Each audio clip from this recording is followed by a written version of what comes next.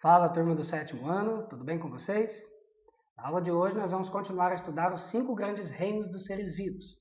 Nós iniciamos na aula passada entendendo que todos os seres vivos do planeta eles podem ser agrupados segundo características comuns em 5 grandes reinos, que é o reino Monera, que é o reino das bactérias e cianobactérias, o reino Protista, que é o reino dos protozoários e algas, o reino Plant, que é o reino vegetal, que inclui todas as plantas que existem no planeta, o reino Fungi, que é o reino dos fungos, e por último o reino animal, que é o reino dos animais.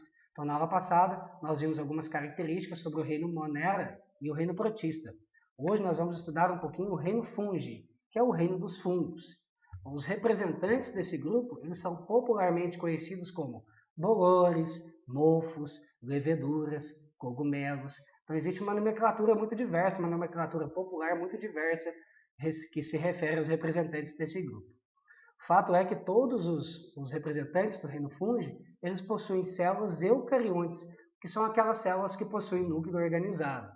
Você pode encontrar fungo unicelular, que é um exemplo das leveduras, né, que são formados por apenas uma célula, mas também tem os fungos multicelulares, que são formados por muitas células.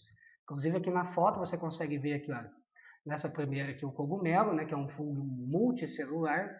Aqui também tem um fungo chamado orelha de pau, né, que fica aí grudado nos tocos, né? Esse fungo orelha de pau também é multicelular. Bom, se ele é visível ao olho nu, ele é multicelular.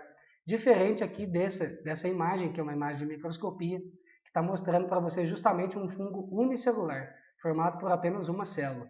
É lógico que tem uma associação ali, né? Tem muitos fungos aqui associados, tá bom? Uma outra coisa que é interessante falar dos fungos é que todos os representantes desse grupo, todos os fungos, são heterótrofos. Heterótrofos são aqueles que não têm a capacidade de produzir o próprio alimento. Eles precisam consumir esse alimento no ambiente. E com relação à nutrição, à alimentação dos fungos, podem ser de algumas formas. Vamos ver aqui.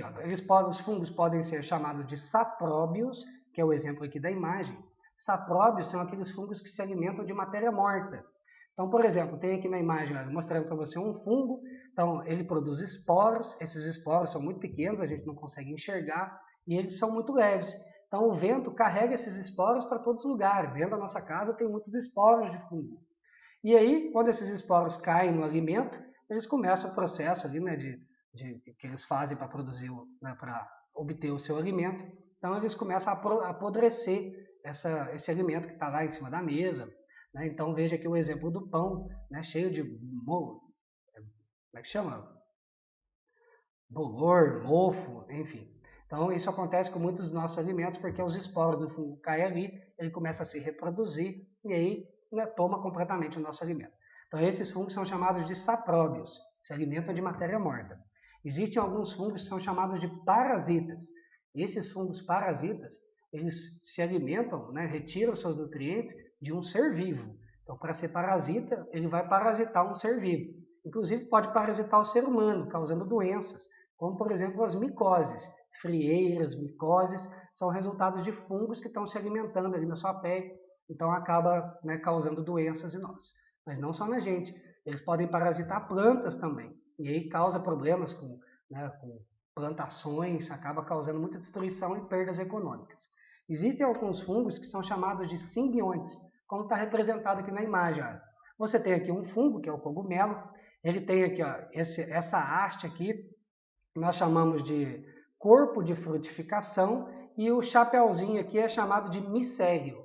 E aí você tem as raízes de fungo que não são chamadas raízes, são chamadas de micorrizas. Então, essas micorrizas, elas vão associar com raízes de plantas, então tem uma árvore aqui mostrando para você, elas vão se associar com raízes de plantas. Então, veja, os fungos simbiontes, eles fazem uma associação com outros seres vivos, em que ambos vão se beneficiar dessa associação. Então, as plantas, quando fazem essa associação com as raízes dos fungos ali, né, com as micorrizas, elas acabam tendo mais facilidade na obtenção de nutrientes do solo, de água, e os fungos também se beneficiam dessa associação. Então, isso nós chamamos de simbiontes. Aqui tem uma imagem, uma foto mostrando para você, né, que são essas bolinhas aqui, olha, que estão aqui na raiz, estão associadas à raiz, então são fungos chamados micorrizas, e que acabam trazendo benefícios para ambos os seres vivos. E existem os fungos chamados de predadores. Esses fungos predadores, eles se alimentam mesmo através das suas hifas aqui, né, das suas raízes, chamadas de hifas. Essas hifas, elas acabam capturando pequenos animais e ela utiliza enzimas para digerir e se alimentar. Então, os fungos, de forma geral, são heterotróficos. Como é que é a reprodução de fungos? Então, eles podem ter os dois tipos de reprodução, aquela assexuada e a reprodução sexuada, mas ambas envolvem os esporos. Esses esporos são produzidos aqui, como na imagem, naquele chapéu, né, que é chamado de micélio, mas também pode ser produzido nas raízes, nas hifas. Então, produz esses esporos, são muito leves.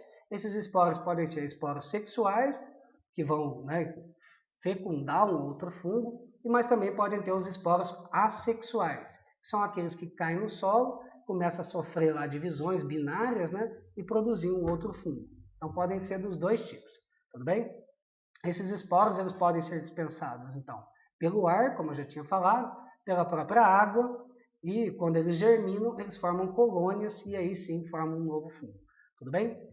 Qual que é o papel benéfico dos fungos? Já que nós falamos que eles podem causar doenças, nós utilizamos muito fungo para a produção de alimentos, por exemplo, como está representado aqui. Olha, existe um tipo de fungo que é usado para fazer alguns tipos de queijo.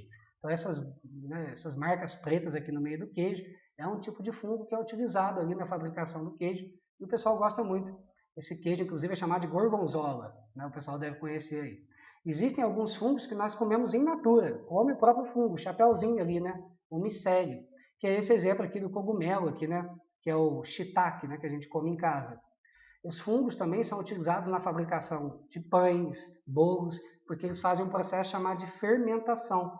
Então, isso é, através da fermentação, eles produzem pães, né, bolos, alimentos, como bebidas, por exemplo.